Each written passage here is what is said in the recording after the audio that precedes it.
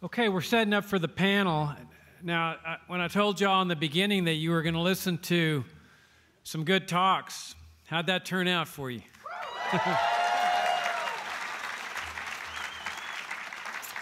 I've been in this movement for many, many years, since the late 1970s when I was a young lawyer practicing law in Laredo, my hometown. And I can tell you I've listened to a lot of speeches, and during that period of time, these are three of the best talks I have ever heard.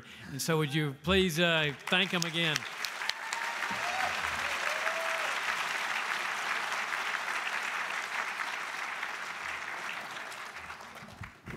You don't have a mic.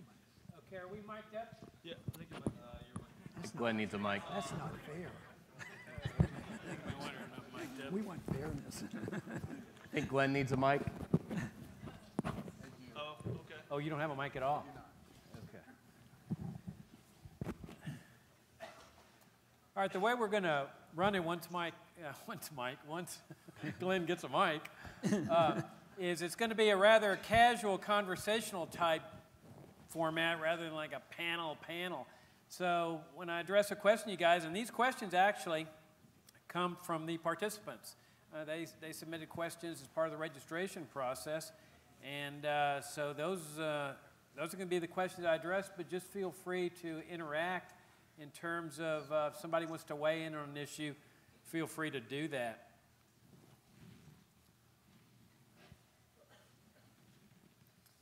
You want to test it? Test. 1, 2, 3. Is that working? Yeah. All right. All ready right. to go. Here we go. The first two questions, I'm going to combine them, are from Colin Fields and Maddie Bratt. And Colin says, look, on this war on drugs, he has a hard time convincing Christians that drugs should be decriminalized. And he gets a lot of attacks when he starts to do that, saying, gosh, you want drugs to spread to everybody. And then Maddie Bratt says sort of the same thing. He or she says, hey, look, I get accused of being pro-drugs, and I'm a stoner and stuff when I call for drug legalization. And so what would you guys say about that? When you're advocating the legalization of drugs, how do you deal with those types of problems? Ron? Well, the question comes up quite frequently. I remember in South Carolina it came up, and they were talking about legalizing drugs, and they said, you libertarians, you'd even legalize heroin. And I said, how many of you would take heroin tomorrow if it became legal? Nobody did. But this issue of religion and your beliefs, and I sort of touched on that, and that is who deals with risk and who makes the rules. And if you want to compare the danger of drugs, you have to start with prescription drugs. They're hundredfold more dangerous than the so-called illegal drugs. So you have to deal with that. But also, if you deal with a lot of killing, it's very often done in the name of religion. Now, I'm a believer. But I don't. One of the biggest enemies of mankind, I think, is theocracy. Where they use this. So, but do we make religion illegal? What if you decide, well, there's a group out there and they do things and they're atheists? Well, we have to make that illegal and that sort of thing. No, I think that you cannot do it. The same freedom that you have to pick your religion. If your religion goes over the top and is used to kill people or steal from people and say that's a religious belief, that's the line. But your religions can be dangerous, and just think of ideas. How many people died in the 20th century because of collectivism? Hundreds of millions of people. So we don't outlaw ideas. So you don't do this. But to compare it to drugs and say it could be dangerous, you don't outlaw religion because it could be dangerous. And you don't outlaw drugs because the consequences, the practical results of the consequences are so much destruction of liberty.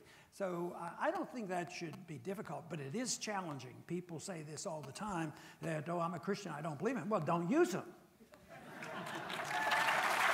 Jacob.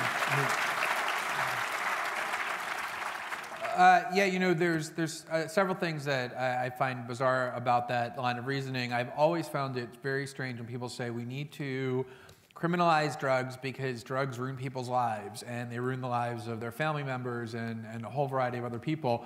And I guess it can be true. It certainly is true that sometimes drug use does harm the individual, and it can harm their family.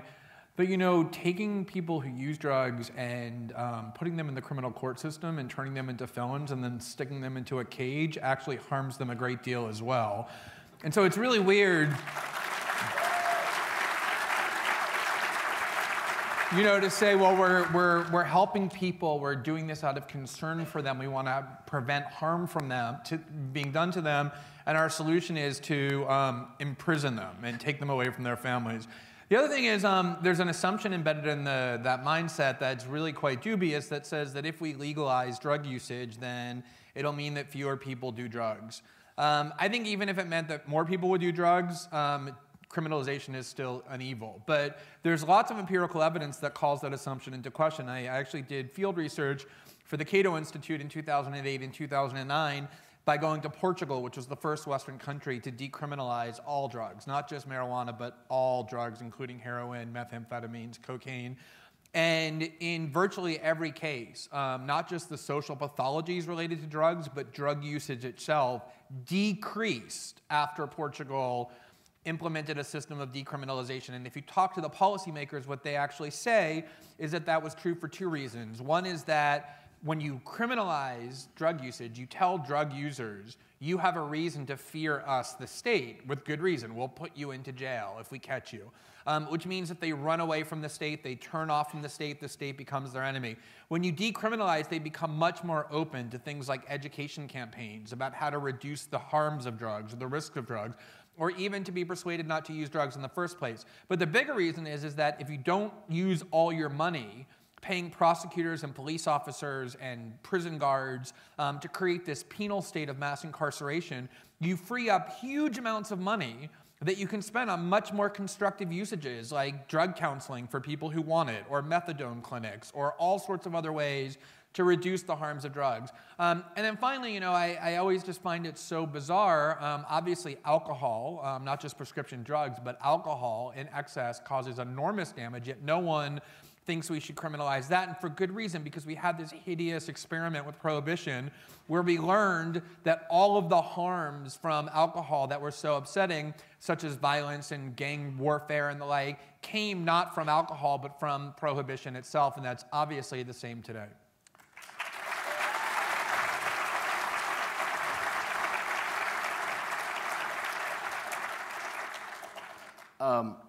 As an atheist, it's probably dangerous for me to comment on religious dogma, but I would just say, you know, on the religious question, I mean, is there any, I mean, what's the virtue and righteousness if you never had the option to sin? You know, if the government takes all the sin away, I mean, isn't Christianity sort of about free will and sort of exercising your right to do or your ability to do the right thing? So, you know, that's I'll be the only one to address that for you.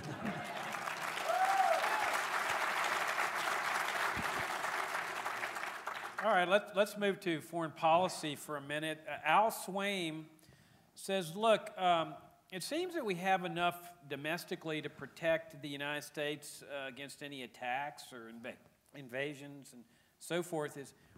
If this is the case, why do we continue to spend billions of dollars to keep troops in the Middle East? And I would add to keep troops everywhere around the world.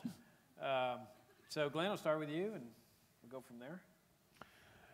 Well, I mean, for one thing, there are a huge number of people who are making an enormous amount of money off of this just wildly excessive and aggressive and imperialistic foreign policy. And the people who are making the most money off that foreign policy are also the same people who wield the greatest power in Washington. And so I think it's really important, you know, if you're ideological or political, you can dissect these policies and talk about why they're unjust and why they don't make sense, as we spend all day in doing. But, you know, as I'm sure Dr. Paul knows as well as anybody, you can win those arguments, but ultimately you have to win the game of power. And there's so many people with vested interest in making sure those policies continue. Then you have people who have all kinds of other agendas relating to foreign policy, whether it's securing access to the oil for American oil companies or perceived campaigns to protect foreign nations like Israel who want to stay in the Middle East and other places for all of those reasons as well. And then there's just the political imperative that it's so much easier to take the hawkish view and say we have to go kill the bad guys because that's a really easy case to manipulate the public into accepting than it is to have some courage and some conviction and to say, actually there's not that degree of moral clarity. It's not about good guys versus bad guys. It's actually about interest.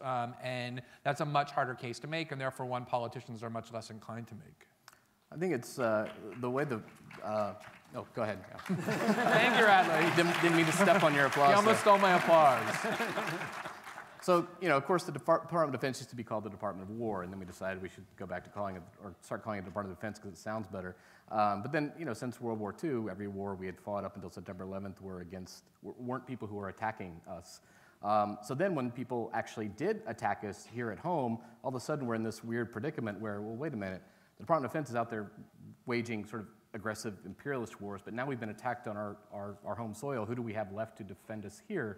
So now we have to have a Department of Homeland Security to protect us in the way that the Department of Defense was supposed to be protecting us all along.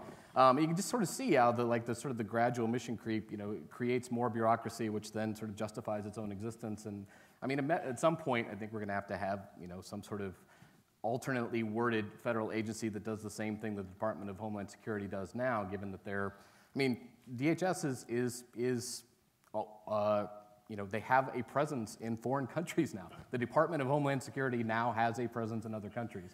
So at some point, we're going to have another agency to do what they're supposed to be doing now. Right?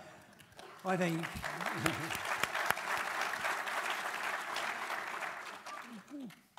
Glenn hit the nail on the head. It has a lot to do with money. But I think that is one element that promotes the war, but how do they get the crowd to get along with it? And it has to be, mob psychology. They have to feel good about the war, and it's usually, something very holy, and churches get behind the wars and distort things, and it's the church of the government, the patriotism. I had been accused so often in Washington that I was unpatriotic and I didn't care about the troops. So you have to be patriotic and support the troops. When they did that, I usually had a fairly good comeback. I said, well, if that's true that I don't support the troops, why do they send me the most money? They don't want to fight those wars either. Can I just add one thing to that? I mean, it is so true that, I think one of the most effective things we can do, along the lines of what Dr. Paul was just saying, is just challenge so aggressively the propaganda that enables our fellow citizens to accept these wars that are so plainly not in their interest. And usually the propaganda is so transparently ridiculous. And I'll just give you one quick example that I found amazing. And I was telling Dr. Paul about this earlier today.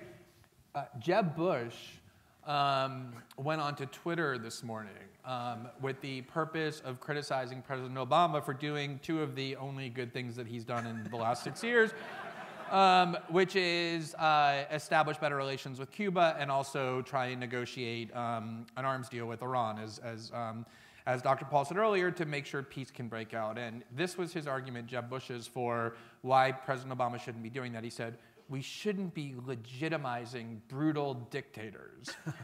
And my question that I had for Jeb Bush, which I actually asked him, and I'm still waiting for an answer, and I'm hoping to get one, is how much time have you and your family spent with Saudi monarchs?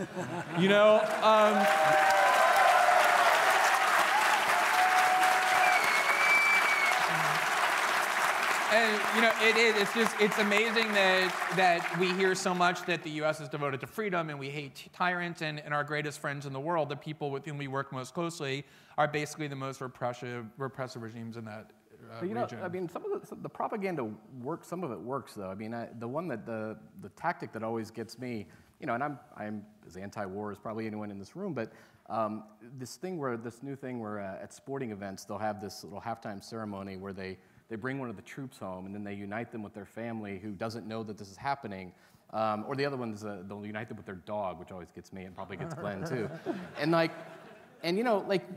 we should sort of be upset that the government has taken this person away from their family and away from their dog and sent them overseas and put their life at risk. Instead, it's set up in this way that sort of makes us happy and joyous and to see this happening as if, and we sort of then get very sort of warm and mushy about the military itself, and there's this kind of complete disconnect, but it's warped in a way. I mean, it's sort of similar to what I talked about in my speech about Corey May's homecoming, where we were all joyous and happy when we should have been kind of angry about all of this. But those I just so many times I've watched those reunions and I've like gotten a little choked up, and then I would think, wow, I was just manipulated.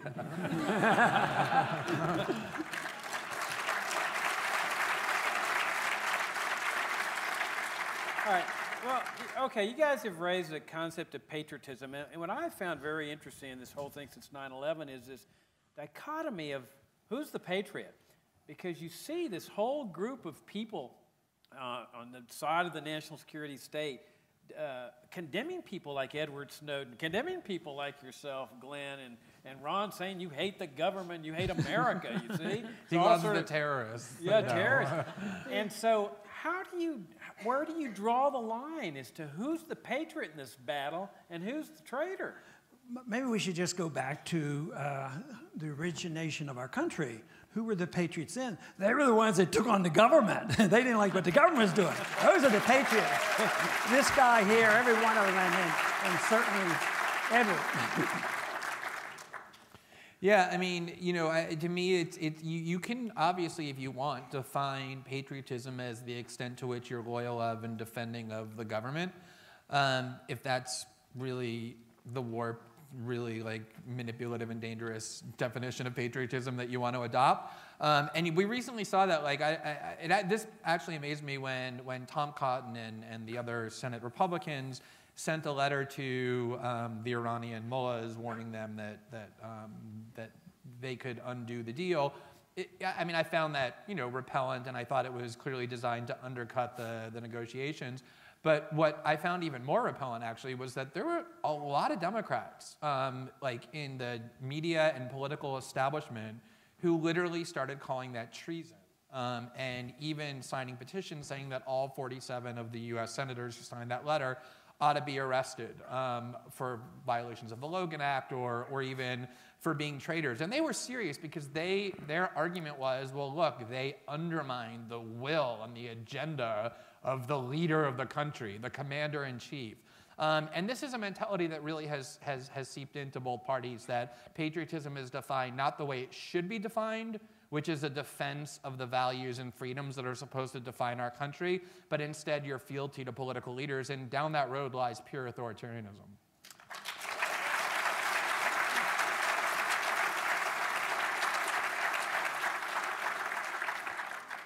Like most great quotes, it's probably apocryphal, but I seem to remember a Mark Twain quote about patriotism, which was that I love my country, I mistrust my government, which I think is a good definition of patriotism. Michael Lamore asked what may be the most profound question in all the questions we received. And it really is addressed to all three of you. He says, how did you become such a badass?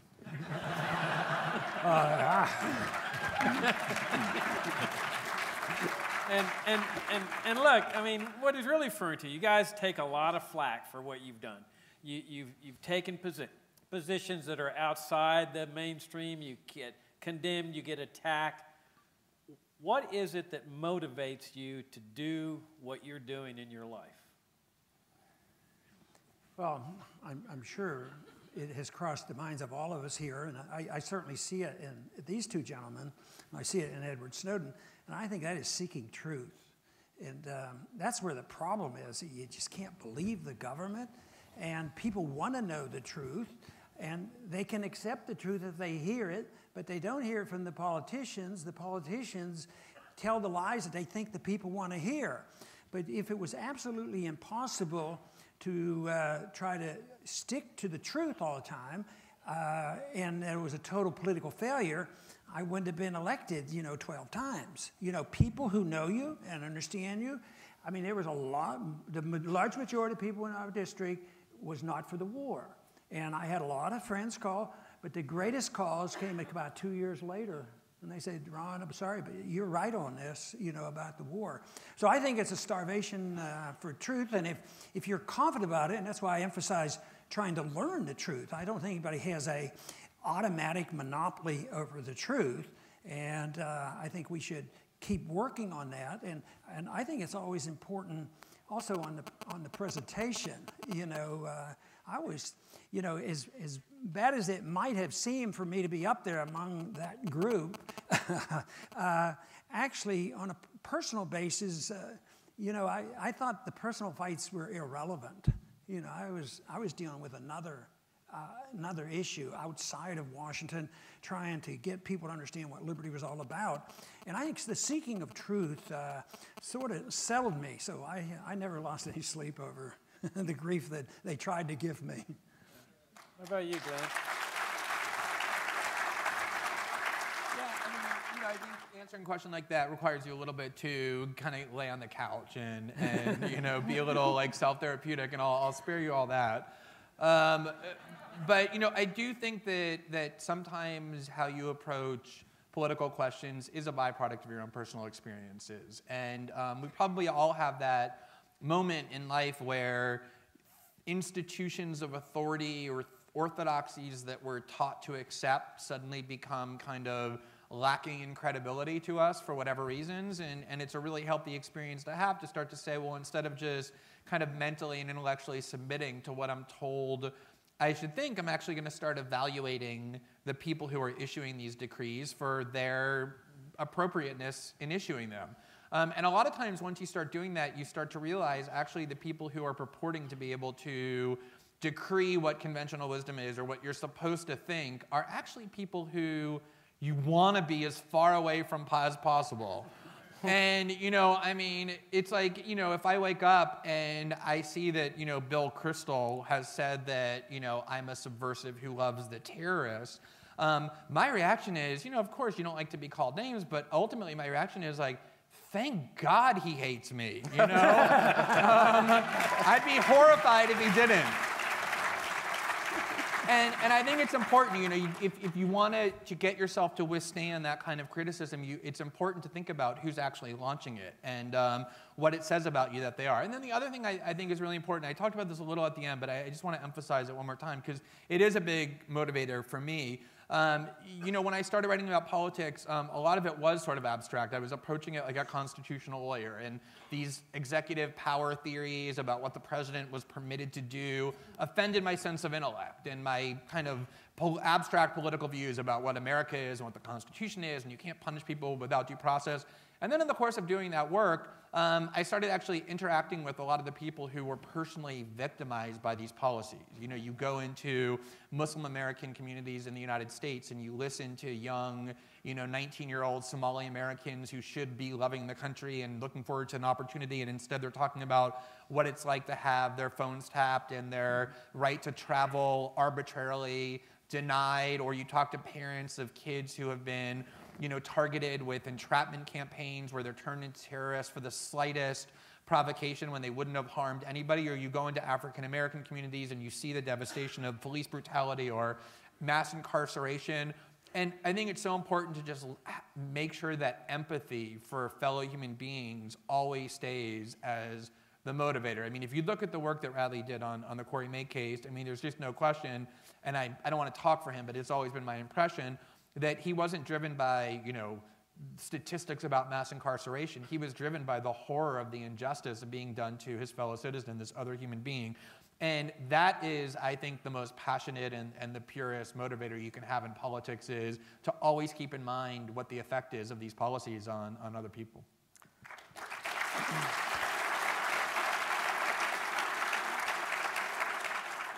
Yeah, so Glenn much more eloquently and flatteringly put what I was going to say, which was I would just get pissed off. I remember working at Cato, and I would sit sort of in my office, and I would read about these cases and these, raids gone wrong. I remember actually talking to the mother of Sal Colosi, this 38-year-old optometrist in Fairfax, Virginia, who was basically murdered in his own home because he was wagering on college football games. An undercover cop had overheard him and befriended him and started wagering with him and upping the ante until Sal wagered enough to trip the state statute for running a gambling operation. And they responded by sending a SWAT team. And when he reached into his pocket to get out his cell phone because he thought he was meeting a friend who he owed some money to, one of the officers mistook it for a gun and shot him straight in the heart and killed him. And I remember you talked to his parents, and I remember talking to his mother, and she would sort of look at me and say, "Oh, you're a big boy just like my Sal," and like you talk to these people, and it just angers you. And that's really, that is the motivation. When people, when you get every now and then you get a little victory. Corey's case is a big victory, but also policy change here or there. New Mexico just abolished civil asset forfeiture, the first state. Yeah.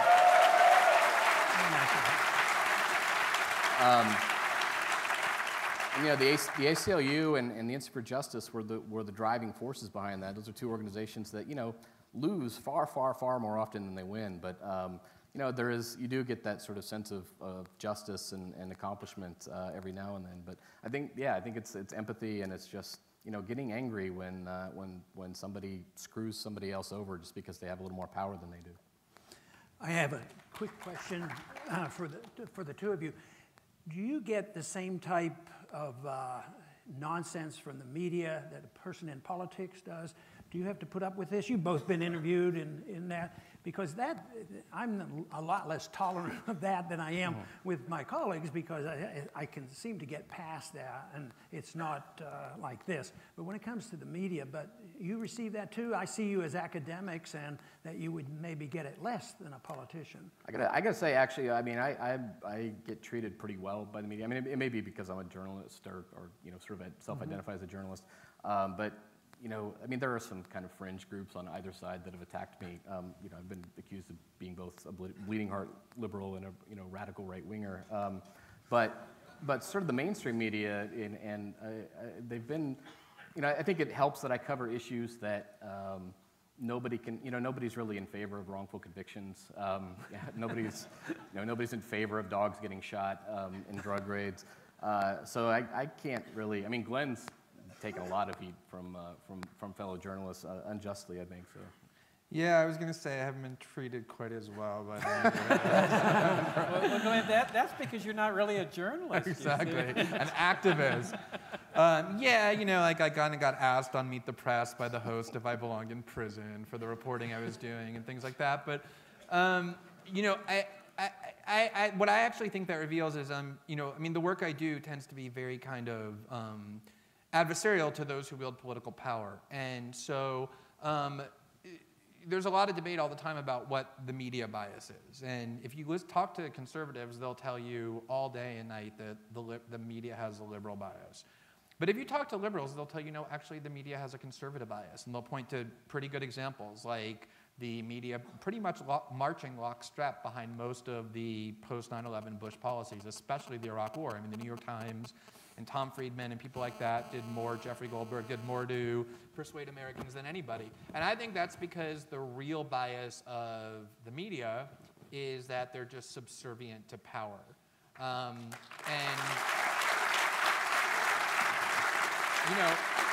Sometimes Democrats wield power and sometimes Republicans wield power, and whoever wields power at the moment is the one the media is on its knees for. And so if you're somebody who wants to work against that power, the media is going to view you through the lens of their masters, which are the people who own and run D.C. And so, they'll be pretty hostile towards you. I remember when California was first, the ballot initiative to legalize pot in California first came up, before Washington and Colorado. Matt Welch, the editor of Reason magazine, was keeping track of the editorials of the largest newspapers in the state. I can't remember what the final tally was, but I remember at some point it was like 27 of the largest 28 newspapers in California had written a staff editorial against legalizing marijuana. So I think Glenn's exactly right. The media's statist. It's not liberal. It's not conservative. They support power. Well, and when you look historically, the great achievements for liberty have always been by a very tiny minority of people. And those minorities have usually been the badasses. I mean, there's that guy in the colonial era that was fighting for trial by jury, that the jury was the final decider of the guilt or innocence of a person, and he just refused to come in with a guilty verdict. And they were telling him, you have to come in with a guilty verdict. He says, no, I'm not going to do it. And they jailed him and all this, and we end up with trial by jury because of one guy. I mean, it shows you what you can do.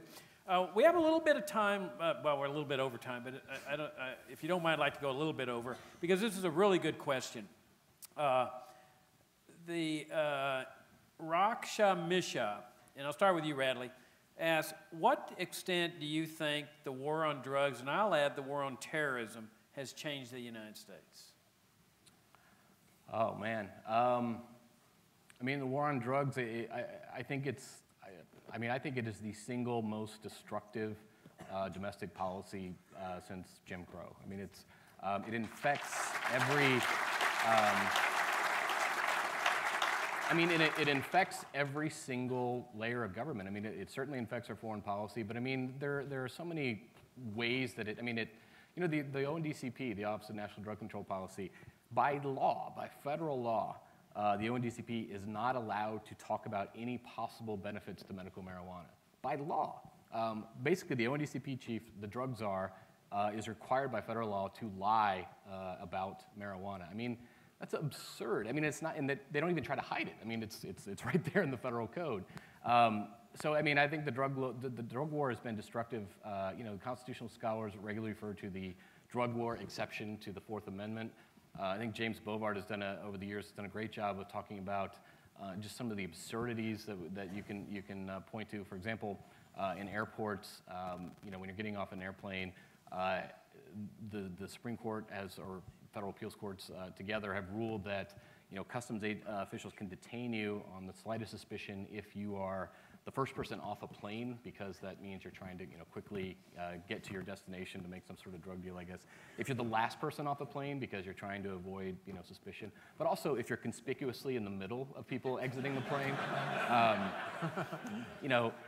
In the 1980s, the Supreme Court actually ruled that customs officials can detain you without a warrant, can bring you into a room, give you a trash can, and observe you until you defecate in front of them, because that's how serious we want to be about people importing drugs, in this case by swallowing balloons. I mean, that is absurd. I mean, if if you could go back and sort of interview what the founders were thinking when they crafted the Fourth Amendment, what James Madison in particular was thinking, and you said, let me give you a hypothetical, right? You want people to be able to have some privacy. How about, let's say the government wants to detain you in a room without telling anyone, without letting you contact an attorney, without a warrant, and watch you until you defecate. Is that something that you think maybe the Fourth Amendment should protect against? I mean, we've come so far, from that original vision. So yeah, I mean, I think we've lost, almost everything. I mean, we certainly lost our sort of moral authority on these kinds of issues, our ability to sort of, tell other countries why privacy is important, why being free from government searches and government suspicion, or government actions due to mere suspicion is important. So yeah, I think it's hard to sort of, it's hard to find, I mean, I'm a journalist, you'd think I could find words for things, but it's hard to sort of express, I think, just how radically the drug war has changed us. Glenn? Yeah, I think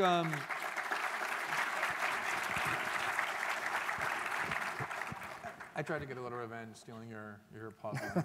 I think there's a really good reason why this is called a war, why Washington loves to call things wars on terror, the war on drugs.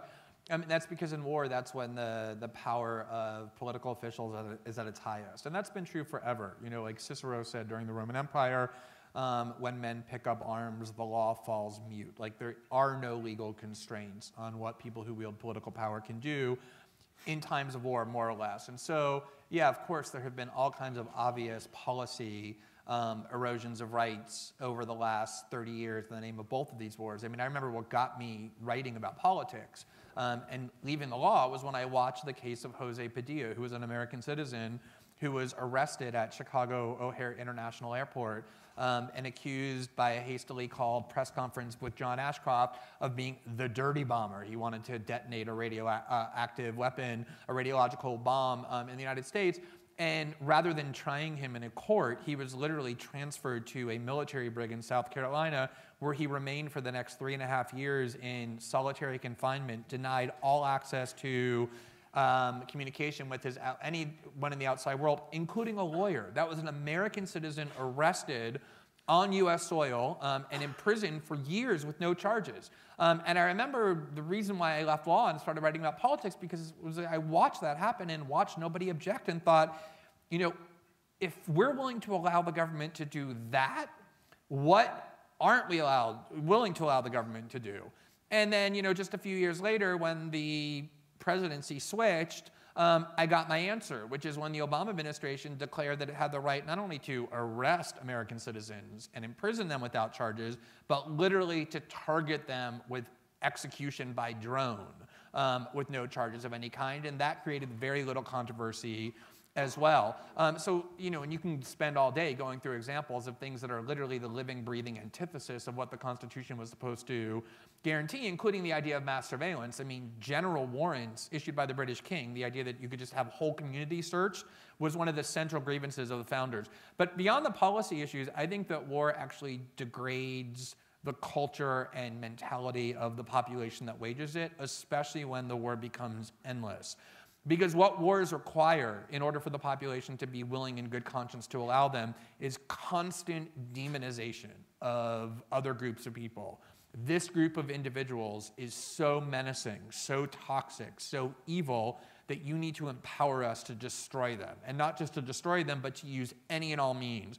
Invasions, aggression, torture, drones, due process-free imprisonment, mass surveillance, this all becomes justified simply by a sustained campaign of demonization. And I think when you're training and indoctrinating an entire population, not for a year or two, but endlessly, to hate certain groups so much that you want to see them obliterated by any means necessary, that really degrades the population, the fabric of the political and national culture in really odious ways. And I think that, more than even the policy incursions, is what I think the cost has been.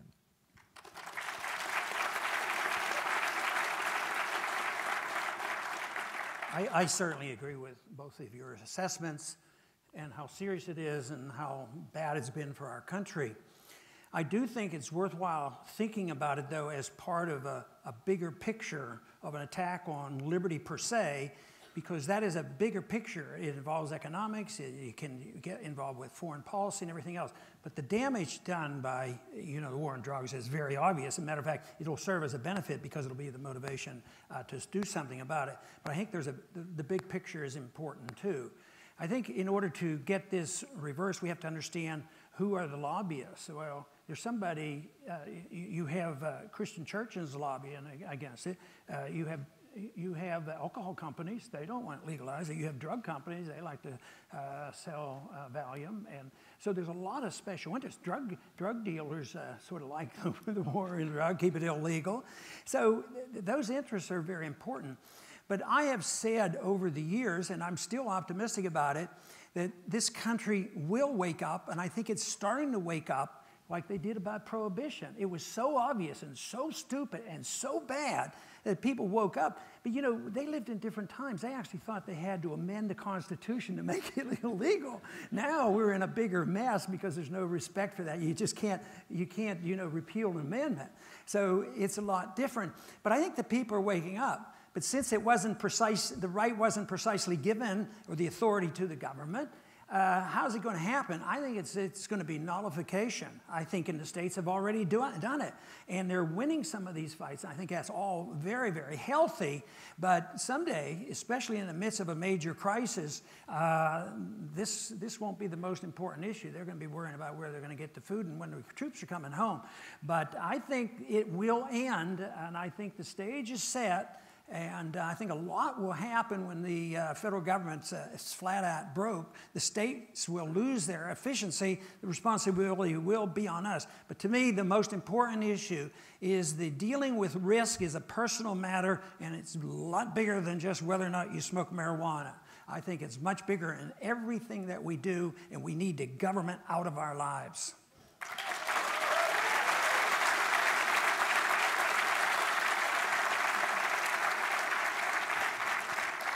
All right, we're going to wrap it up with one last question, but it's actually going to be three people asking the same question, but pretty much the same thing. Victor Benavides says, besides voting and activism, how can everyday Americans do their part to ensure that liberty is preserved and defended for future generations?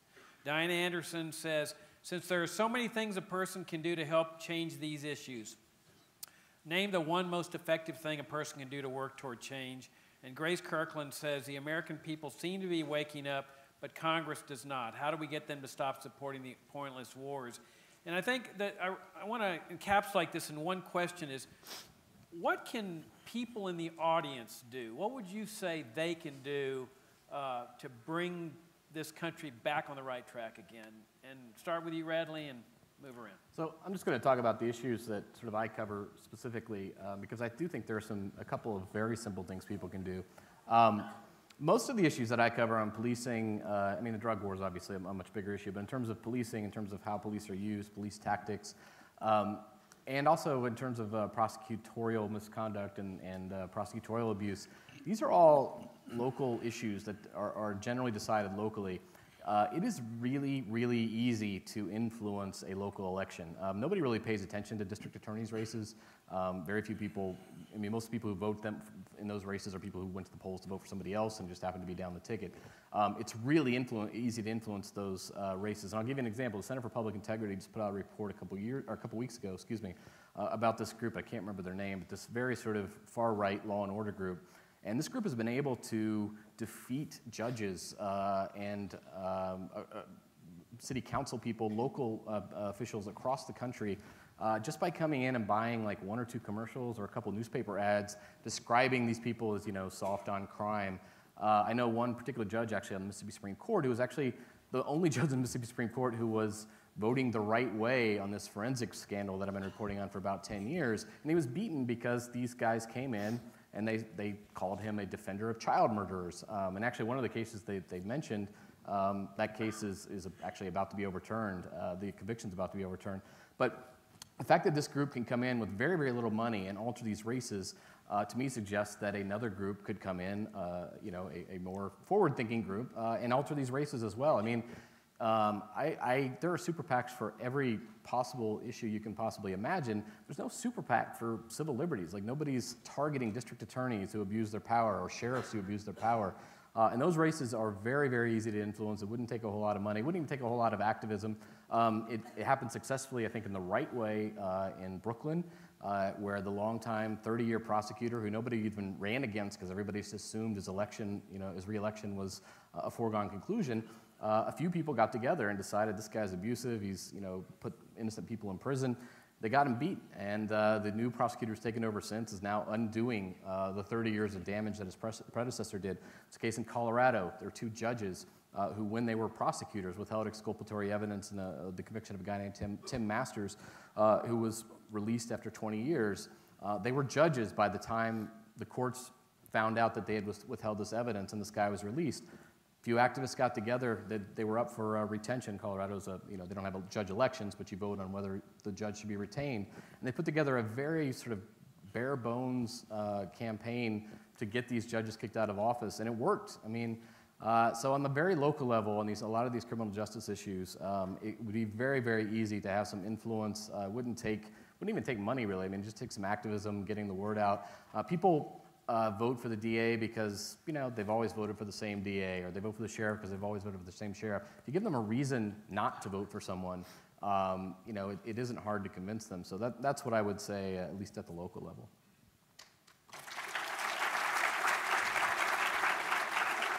Yeah, I'm glad. Thank you to whoever, the three of you who asked that, because I do think there's always a danger at places like this where you can gather and talk about all these hideous policies and these heinous outcomes, that you can kind of, you know, inadvertently spread this gloominess, you know, like, God, I just listened to hours of all these things going wrong. I think I want to go crawl into my bed and, you know, jump off a bridge or whatever. So it is important to realize that, and I talked about this a little bit earlier, that this defeatism that might be tempting sometimes actually should be really unpersuasive. There are all kinds of things that you can do that isn't just about sitting around and analyzing these issues, but actually doing something about them.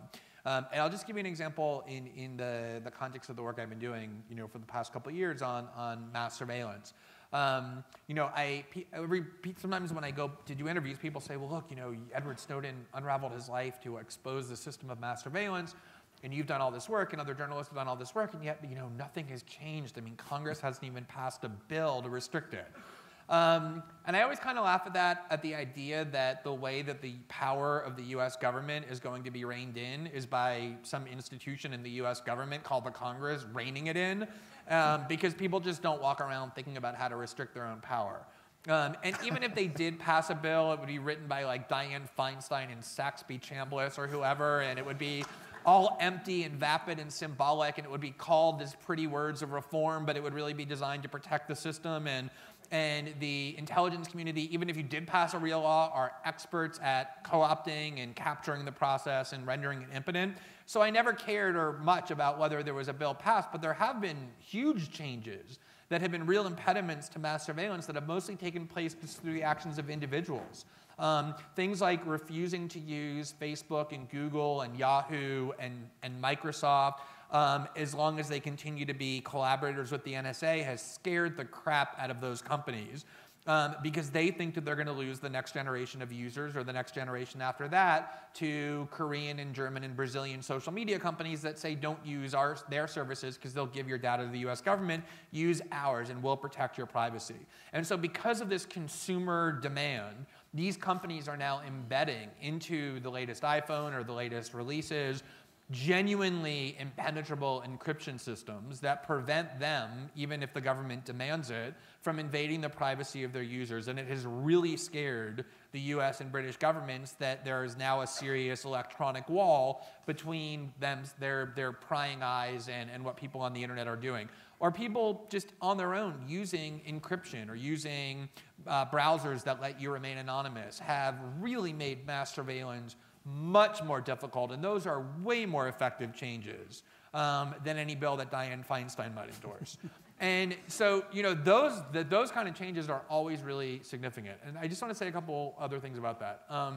One is, you know, sometimes people will say, well, you know, we're sitting around talking a lot about issues, but we're not really doing anything about them. There's this distinction between talking and doing. And I think this distinction is really quite illusory. Don't underestimate the power of reason and the power of information and what it means when you try and persuade other people to think certain things or to be aware of certain things. It really has spawned all kinds of fundamental change throughout history more than anything else. If you go to a place like this and get information and communicate information with other people, you're already doing something quite powerful.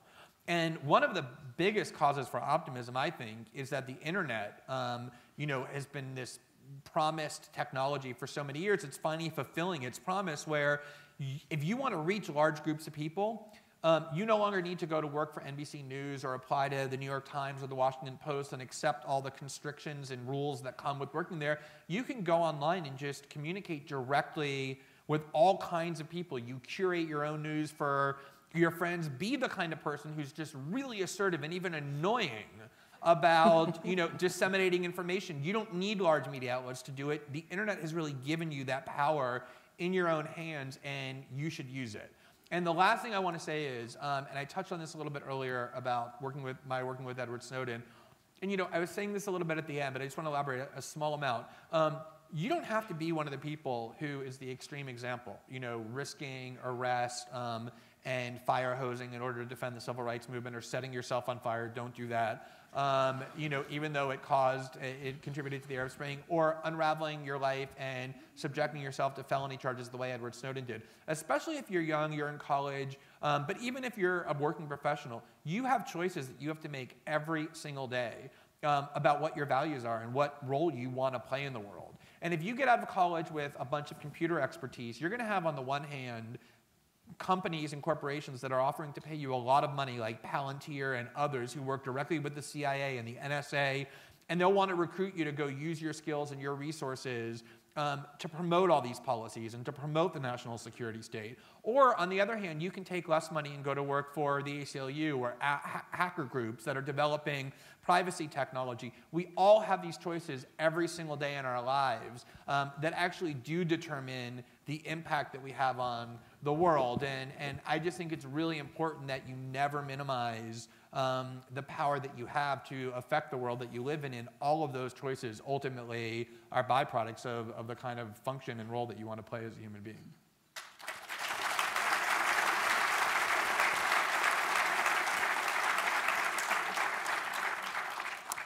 In many ways, I touched on this in my talk about what I think we should do. And to me, the most important thing is self-education. And that's available to us today like it's never been available before. Before, it used to be 90% or more all got everything from the establishment, whether it's the government or the news media or our government schools. And that's old-fashioned now. So it's available.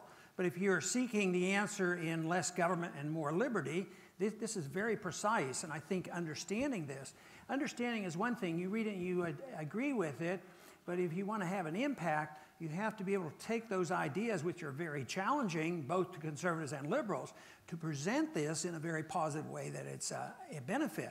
So that is, if you believe in this, it would be back to the drug laws. You know, be able to explain why these drug laws are bad. And they can understand this for them to go along with it. And that you cannot have a system where you allow the government to assume the role of protecting us from ourselves.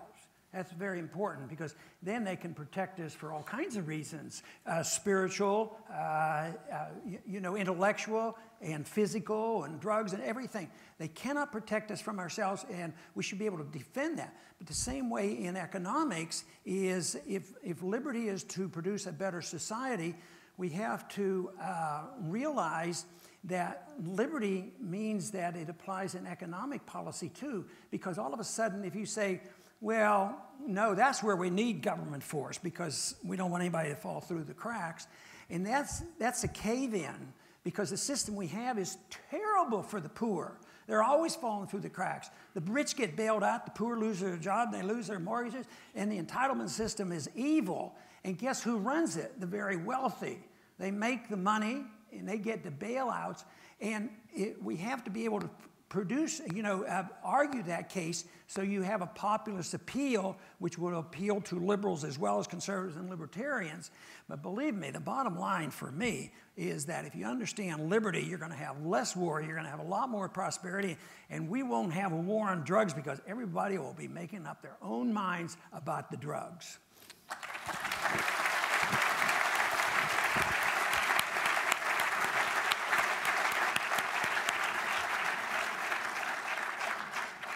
That concludes our program. I just would reinforce what our three speakers have said about where we are as a society. We keep in mind that we once lived in a country, Americans lived in a country where there was no war on drugs, where there was no national security state, foreign interventionism and the like. And things changed. And they changed because of the power of bad ideas. Because bad ideas can be just as powerful as good ideas. But that should give us reason for optimism. Because if the country can shift in a bad direction, it can also shift back into a good direction. And that means the ending, not the reforming of things like the drug war and the war on terrorism, the national security state, and so forth. I share what Glenn said, is that there's a power that comes about from meetings like this. Power of ideas, the power of reason, power of discussion. There's a reason why totalitarian dictatorships shut meetings like this down. They know there's a power here. It transforms the way you're thinking. You share an idea with somebody else, different perspective with somebody else, and all of a sudden there's a rippling out effect. And there's an old saying that as much as you learn, and that's important, as Ron says, self-education, but there's an old saying that nobody cares about what you know until they know that you care. And that's exemplified by Radley's defense of Corey May. I mean, he didn't do it, as Glenn pointed out, because of statistics or because of studies or cost-benefit analysis. It's because he cared about this one human being and his family. And that can do more than to change the course of a society than all the statistics in the world. And I share what Ron said about we have to be the model for the world. The world is mired in statism. And I don't think there's any hope that any country in the world is going to change things except this country. And that if we can establish the free society, the model society, the society that dismantles, doesn't reform things like the war on drugs and the war on terrorism and the whole warfare state, then we, the American people, lead the world out of this statist morass, and we lead the world to the highest reaches of freedom that mankind has ever seen. So thank you very much for coming to the conference and participating.